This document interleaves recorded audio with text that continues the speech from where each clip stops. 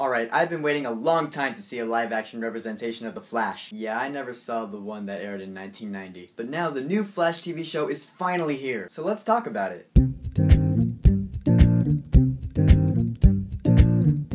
The Flash, the pilot episode, aka City of Heroes. Wasn't that the name of the first episode of Season 2 of Arrow? In any case, warning, I will be talking about this episode in full spoilery detail. Either you watched it or you didn't. Now I will admit, I never knew that much about the Flash in the comic books. I don't read comics. I do, however, have faint memories of seeing the Flash in the Justice League cartoon. And from what I remember, the guy was a complete smartass. He was a hothead, he had all the one-liners when he was taking out bad guys. He was the funniest member of the Justice League, so I was looking forward to seeing how they would translate that to the big screen, or at least the television screen. Now when I heard that Grant Gustin was cast as Barry Allen the Flash, I immediately thought, that is perfect casting. Because I remember him playing Sebastian in Glee Season 3 and he was a dick. He was such a little douchebag, so I think he can take those douchebag skills and apply it to being a hothead smartass good guy. You know, he'd be running really fast and he'd be spitting out the one-liners and taking out baddies, and that could be fun to watch. Unfortunately, if you just watched this pilot like I did, I think we can agree that he's not quite at smartass status yet. When we meet Barry Allen in the beginning, he's kind of a klutz. He's awkward, you know, he bumps into people while he's walking on the street with his pack, you know, he's one of those guys. But he's also super smart. He works for the Central City Police Department as a forensic assistant, so he's investigating this crime scene. And these little cliff notes appear on the screen and show what he's thinking. That is right out of Sherlock. Barry Allen is like a mix of Clark Kent and Peter Parker. That's actually pretty accurate. Then we have his best friend, Iris. They had that connection, you know, they've been friends for years, they can tell each other anything. She's actually pretty cool. She puts up with all that science talk that Barry throws at her, and she's also very supportive of him. Also,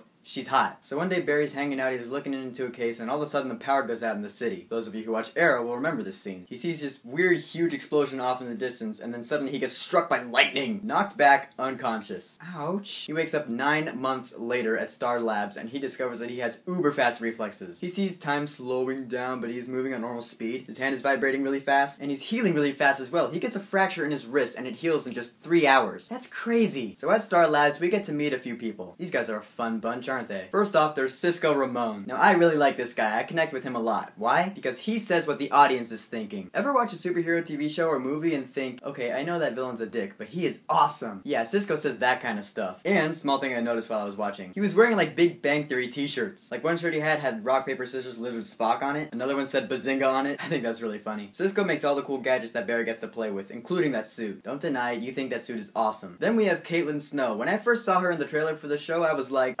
it's Danielle Panabaker, dude! I remember seeing her and her sister Kay Panabaker in like old Disney Channel movies when I was a kid. It's nice to see Danielle again. Looking pretty hot. Her character Caitlin Snow is pretty cold. It turns out that that big weird explosion at Star Labs 9 months ago killed her fiancé, and pretty much put a stop to her bright future in bioengineering for Star Labs. So she's pretty damaged. Apparently in the comics, the character Caitlin Snow goes on to become a supervillain, Killer Frost. Snow, Frost, makes sense I guess. Maybe that'll happen later down the line. As for the action in this pilot, it was pretty cool to see. I mean, seeing someone run really fast is nothing new, we've seen it before. But this is the guy that's really known for his speed, so that makes it special. The bad guy in this episode is a guy named Clyde Martin. In the comics, he's known as the Weather Wizard. Think Storm from X-Men, but an evil white dude. Again, nothing we haven't seen before, but it was still pretty cool. The special effects were TV show standard, I guess. I mean, what can I say? We all know that TV special effects are just not as good as movie special effects. My hope for this show, or at least for this season, is that it doesn't get episodic like the first couple seasons of Smallville. I watched the first 5 seasons of Smallville, then I stopped a few episodes into season 6 because it got bad. The first 5 seasons of Smallville were great, but the first couple of them were pretty episodic freak of the week type stuff. That's the direction that The Flash seems to be going in, and that's kind of a bummer. I mean, I didn't expect it not to be. It is on the CW. First half of season 1 of Arrow was pretty episodic, wasn't it? Turns out Arrow got over that, and now it is completely awesome. So we can plow through episodic Freak of the Week Season 1 of Flash, can't we? My favorite scene in this episode is when Barry Allen talks to Oliver Queen, Green Arrow, in Starling City. Oliver pretty much breaks it down for him like this. If Barry's really sticking to this commitment of being a superhero, he will make mistakes. There will be times where he'll wish he never started doing this. But the good that comes out of it will far outweigh the bad. Barry Allen doesn't have to be a vigilante like the Arrow. He can be better than that. Saving people